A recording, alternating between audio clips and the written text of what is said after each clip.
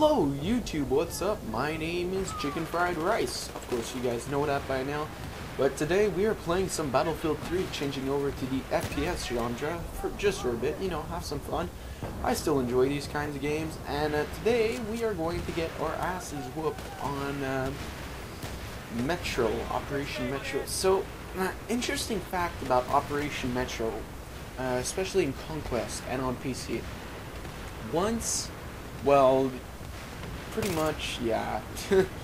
Once the initial boundaries have been set, they remain like that for the whole game, and both lines remain in stalemate. If this were to happen in any form of a modern conflict, it would be horrible, because it would be a bloodbath, because that is what Operation Metro basically is. You guys are going to see me, like, basically all I do is kill, and you'll see, I spend a lot of time around this corner. This is not a live commentary, by the way, guys, because, well, playing Battlefield while talking to you guys is too distracting. But you'll see I run back and forth around this corner constantly to avoid grenades. So boom, boom, there's a grenade. Come around the corner, you see, peek, oh, there's another grenade, heal myself, you know. It's really lather, rinse, repeat. There's nothing else to it. You just run around the corner, shoot, grenades are there, let them blow up, go back around the corner, shoot. Unless more grenades come down, then you run back. You do so much of that. You see right there, run back around the corner. You just, it's like, there's not much to say about this, but a lot of people play Operation Metro because it is really an experience rack-up map. If you want to get through a class fast, you want to play on this map, especially for medic, because you spend so much time reviving, but also for support, because you're going to be resupplying everyone. Engineer, not as much, because even if you use the rocket launcher, it doesn't have that splash damage effect you'd want it to have. So right here you see I poked my head out a little too far, and I don't get bit in the ass, but you guys see, this is the first time I played Battlefield 3 / Operation Metro in a very, very long time, like at least 3 months. So you'll notice that I'm a little out of my comfort zone, so I'm not used to playing this game as much as I used to be, but what's going to happen is you're going to see eventually I'm going to start getting comfortable. I'm going to be able to push up towards and start getting some shots off on the guys that are just camping and throwing grenades. So I'm just running back and forth and enjoying the stuff. And in other news, Halo 4 coming out real soon. I know I talked about it in my past video, but I'm still as excited as I was before, if not more. I'm not sure if I want to get it though. I really don't, because it's not a game that I can record on my computer, and so I can't really upload it for you guys to see, and honestly, I won't have the time to play it that much, so I think I'd just be better off not buying it. Really, my thing for Halo is I love the story. It has such a great story behind it that you just want to know how it goes on, how everything changes, and what happens after the end of Halo 3, because they leave on such a cliffhanger. And so I just cannot wait for that to come out, and we already have sort of an idea of what happens after the cliffhanger ending, but we don't know in what direction it goes, which is really what I want to see. And Bungie, well, not Bungie actually, Microsoft has been spending some serious bucks trying to make Halo a big title. They've been putting publicity everywhere, and Halo Forward Unto Dawn is probably the most expensive, single most expensive publicity ever done for a video game, because that is a movie that they're giving out for free. That's pretty ridiculous, but you know.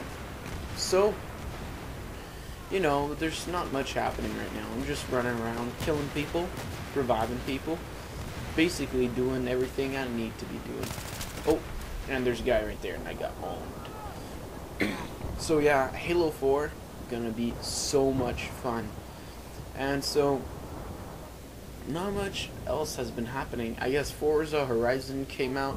This is really the time of year where a lot of good games come out. You have Assassin's Creed 3 that just came out, you have Halo 4 coming out, and then you have Call of Duty Black Ops coming out. I'm not saying Black Ops is a good game, but I am saying Black Ops 2 Zombies is a game of itself, and is the only reason why I'm buying the game.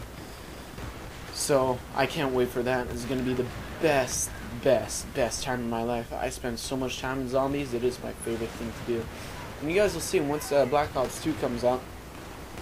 I think I'm going to be posting quite a bit of zombie videos. Maybe try and get in a game with Yodi Slayer, record and post it for you guys. Hopefully, I'm able to do that, or else, well, you know, not the end of the world. As you guys can tell, I've already picked up a little bit of a cold. Nothing big, though, just causing me to cough a little. And here, I joined the chaos because the flank is collapsing. So I switch sides and join on the chaos that ensues on this side and basically try and stop it from collapsing, which I think I managed to do pretty well now, and there seems to be an army of people ready to die for that one hallway. Then I look back here and everyone's dead, so you know what, let's switch back again. One of the things is you have to be aware of what happens everywhere, because if a flank collapses, well then you're done, because you're just going to get screwed if you're flanked. So you really want to be aware of everything that happens to you throughout the game. Ooh, I just got killed right there. Now here's the thing, going up those stairs can play to your benefit in so many ways, but it can also be your downfall. It can penalize you so badly. So you really want to be cautious when you play. Usually you throw a grenade and follow right up with that grenade if your grenade gets hit markers. Then you have an idea of where those guys are going to be, because they might be dead from your grenade or injured. So it's just a nice little system I got going. And so that's happening. You guys should check out AR12. I added him in the feature channels, well, other channels for my channel. AR12 is a good friend of mine. We went to school together. He does everything related to sports games. So if you guys want to check that out, he also does some Assassin's Creed, but he does all those games like Forza, NHL. So if you guys are into that kind of stuff, go check out his channel. It's a big shout out to him. He does some awesome videos. He also does achievement guides sometimes. So if you guys are really into those kinds of games, that is the perfect channel for you guys, and you guys should go and check it out. In the meantime, let's go get killed. Ooh, that was pretty bad. So one of the things I've never been able to master in any first-person shooter or comprehend how it's done is the concept of quickscoping. Like, I've seen a bunch of people do it, and I've tried doing it in Battlefield 3 sometimes, but like, I can hit a person doing a quickscope, but I will never get those one-shot kills that everyone else gets, which are ridiculous, by the way. Because how are you going to do that? The guys that do those quickscoping stuff, they must spend so much time and they must have so much patience to get that good. Because I'm telling you guys, I spent so much time trying to learn how to quickscope. I think I spent like one day. I was like, you know what? I'm gonna learn how to quickscope. So I played 5 hours of Battlefield 3 on a close quarters map with a sniper rifle. It was the most painful 5 hours of my life. And you know what? I was like, you know what? I'm fine playing the way I do. No need to quickscope. And right here was what I call a lucky double nade. I just get a triple kill with one grenade, and I get another kill with the other one, which is pretty incredible. That is one nice little, how would you say, ownage. It kind of boosts your kill death ratio quite a lot to get 5 kills with 2 grenades back to back.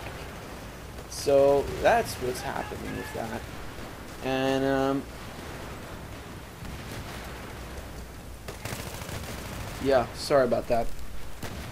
Windows Movie Maker just glitched a bit for me. Let's see what we got here. So I'm gonna come around here and I'm gonna be like, let's go up the stairs and try and pull off another triple kill. And you know what? You do not strike gold twice in the same spot. That's what I learned from my mistakes. And guys, if you guys want to be playing some Battlefield 3 or any other game with me, leave that in my Steam group. It's in the description. Now, I've had a few of you guys try and contact me to add me as a friend list on Steam. I'm not going to add all of you guys. You have to understand that. So join the Steam group. Leave a message in the Steam group. I will respond to it and give you guys a community playdate, sort of like a time where we can all meet up and play together some Ruse or some Battlefield or something like that. That would be pretty cool. I would really enjoy that. Or if you guys are into World of Tanks, If you guys are into World of Tanks and you want to play some World of Tanks with me, just go down and go in World of Tanks, join a clan. I am in the Royal Canadian Armored Force clan, so if you guys want to join that clan, you guys will be able to play with me because you can connect with all clan members when you are in World of Tanks, so that would be perfect. Like, that would be ideal. But, or else, I think we're going to be organizing some tank companies sometime for you guys to play along with me, which would be pretty awesome. I don't know. If you guys like these ideas, please let me know in the comments below what you think of them, or if you have any other ideas of ways I could interact with you guys, because I really find it awesome that I get to play with all you guys. I just got owned right there. I'm sorry, but that was horrible. So, besides that, not much happening. Winter's rolling around in Montreal, and, well, yeah, winter. Doesn't it sound fun? I know. So, here in Montreal, just to give you an idea, when I was in high school, what you needed to get a snow day was a minimum of 2 meters of snow. Now, the day that happens, I will be gladly to show you guys what it looks like. But also, I'm going to be going skiing some winter. I think I'm going to get myself a GoPro and hook that up and show you guys what I do with my free time where I'm not gaming or studying for school. We all know how CEGEP University is. CEGEP is, for you guys that don't know, something that we have in Quebec, which is basically a level between high school and university. So that's where I'm at. In the meantime, I just got shot up right there, and I am still alive somehow. And I decided to run over here behind this plant. Now, there's an interesting strategy you can go with. Is that plant, I don't know how to call it, but that I just ran by, if you grab a long-range machine gun, an LMG, or the support class, which is usually the one that traditionally has the LMG, you set yourself up with a bipod on top of that rectangular plant shape. You can look straight up the stairs. I might show you guys some footage of me doing it. And basically what it allows you is you have a clear shot to everyone's lower cast, and if they go in prone, well, then you just can get headshots. With the bipod deployed, you have no recoil, so you can basically start annihilating anyone of the enemy team that decides to go for it. And it really racks up kills fast. Unless they zero in on your position and start nading you like crazy, which happens here and there, but it really is efficient. You will rack up kills, and it's a bit of a camper tactic, I'll tell you guys that. You just sit there and shoot people. You don't really do anything. You don't move around at all, actually. But you know what?